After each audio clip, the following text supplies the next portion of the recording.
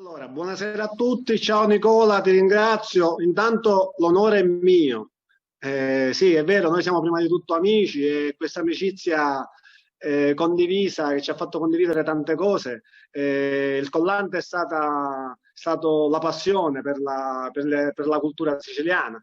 Niente, io intanto devo indossare un accessorio fondamentale e lo vado a indossare, chiedo scusa, magari sarà poco, non proprio, però lo devo indossare, è la coppola. Poi vi dirò perché è fondamentale la coppola.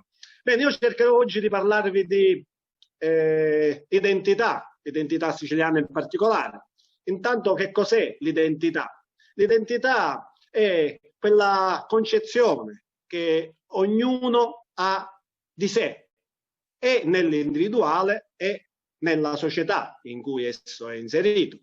Ma esiste anche una identità culturale, quindi l'insieme delle caratteristiche particolari che contraddistinguono un intero popolo. Quindi l'identità siciliana è l'insieme di queste caratteristiche che contraddistinguono noi siciliani. Naturalmente questa identità passa anche attraverso una stratificazione storica. Tutti sappiamo che la Sicilia, a me non piace dire è stata dominata, anche perché in realtà a noi non ci ha mai dominato nessuno.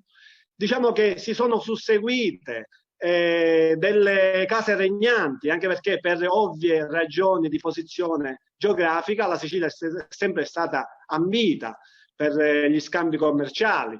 E perché dico che non siamo mai stati nominati? Perché in realtà quando un popolo ne domina un altro, la prima cosa che fa è annientare, abolire, azzerare la cultura di quel popolo a partire dalla lingua, cosa invece che con noi non è accaduta. Anzi, il nostro spirito siciliano si è arricchito, ha arricchito il proprio patrimonio lessicale e culturale, tant'è che sappiamo benissimo che la nostra lingua è ricca di quelli che un tempo erano barbarismi, ma ora fanno parte a pieno titolo della nostra lingua siciliana. A me piace riportare spesso un esempio, un termine che amo, allallato. Allallato ormai è un'accezione negativa. Talacchiddu che è allallato, cioè fuori dal mondo, non ha connessione con la realtà. In realtà allallato è un termine di origine araba e vuol dire assorto nella contemplazione di Dio, di Allah, quindi qualcuno che medita. Vedete come noi siciliani abbiamo incorporato questi termini, abbiamo dato un nostro significato per una nostra funzione economica, laddove per economica di vita, non certo di soldi, come si intende per l'economia. Che dire, naturalmente queste hanno influito molto sul nostro modo di ragionare, sul nostro modo di vedere le cose, ma hanno arricchito appunto la nostra identità, perché alla fine l'identità che cos'è? L'identità è tutto ciò che resta di invariato, nonostante il trascorrere del tempo. La nostra lingua sì, si è arricchita, ma è sempre quella.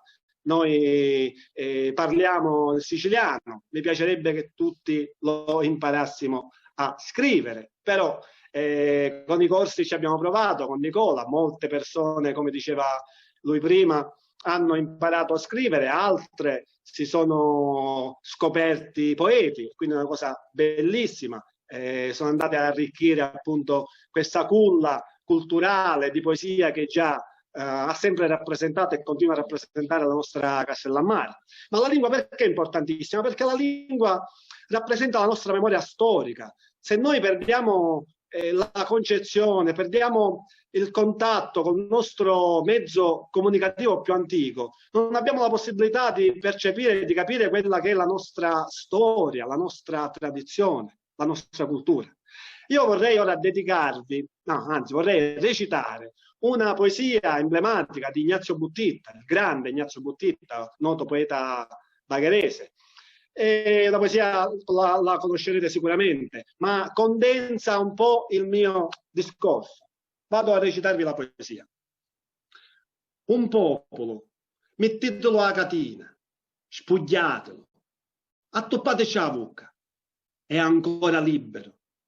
Levateci il travaglio, o passaporto, A tavola non ne mangia, o letto non ne dorme, è ancora ricco. Un popolo diventa povero e servo quando ci arroba una lingua dotata di pace. È perso per sempre. Ecco, questo era il grande Ignazio Buttitta. Vedete quanto significato e quanta importanza egli stesso dava alla lingua. Mi piacerebbe che anche noi facessimo come lui, iniziassimo a avere più considerazione della nostra lingua madre. Non è vero che è vergogna esprimersi in dialetto, è vero che dobbiamo conoscere quella che è la nostra lingua ufficiale, ci mancherebbe. Ma come disse qualcuno, quella siciliana è stata una lingua che ha perso la guerra, mentre il toscano è stato un dialetto che l'ha vinta. Quindi noi potevamo rischiare che la lingua siciliana diventasse lingua ufficiale, ma così non è stato purtroppo. Ma poi bisogna vedere anche l'unicità di anche un singolo termine. Dietro una parola c'è un mondo, c'è una storia bellissima. Io oggi voglio fare mio un esempio che spesso riporta il mio carissimo amico, nonché compagno di viaggio in quello che è lo studio della lingua e della cultura siciliana, anzi che saluto, il mio carissimo amico Nino Barone. Ciao Nino, spero tu sia in ascolto. Con Nino insieme spesso siamo invitati in vari convegni come questo, quindi faccio mio questo suo esempio. È un termine che io adoro. Lui lo fa in maniera molto più caratteristica, io mi limiterò ad accennarlo solo. Sapiddu. Ecco, quanti di noi hanno pronunciato questo termine, sapiddu? Ma finirà questo Covid? Sapiddu. Ma si riprenderà l'economia del nostro paese? Sapiddu. Ne usciremo migliori? Sapiddu. Ecco, vedete, sapiddu, che in realtà ormai è una parola composta, ma in realtà è lu sapi iddu, ce lo sa lui. E chi è iddu se non il Supremo? Dio. Quindi spesso nell'affrontare le avversità della vita, noi siciliani ci rivolgiamo, ci affidiamo alla volontà di nostro Signore, tant'è che spesso un'altra frase tipica è alla volontà di Dio.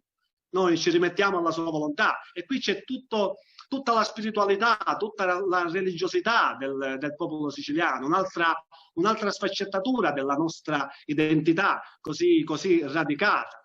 Ma anche nei proverbi, per esempio, c'è un mondo dietro. I proverbi hanno sempre rappresentato la cultura popolare, ma insegnavano la vita. Per esempio, ne cito uno così, sparagna la farina mentre la coffecchina, che quando va allo scarsiare serve a niente lo sparagnare. Cioè, ecco, ti insegnavano a non essere troppo non sperperare il tuo denaro, di risparmiarlo per i momenti più duri, tra virgolette. Quindi la saggezza popolare, che è stata sempre un pilastro portante della nostra cultura, ma anche il bilinguismo. Il bilinguismo, noi siamo bilingui, noi parliamo l'italiano, parliamo il siciliano, è stato sempre un po' combattuto. Noi ci hanno quasi sempre impedito di esprimerci nella nostra lingua madre come se fosse un oltraggio. Ma quale oltraggio?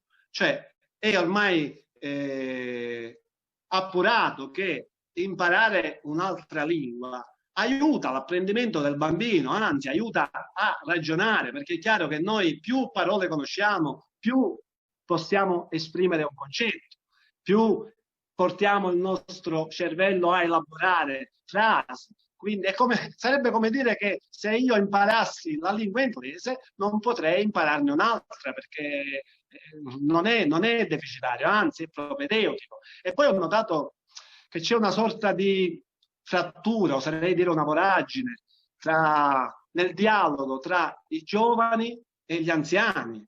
Non comunicano più, sempre meno giovani parlano o conoscono la nostra lingua madre.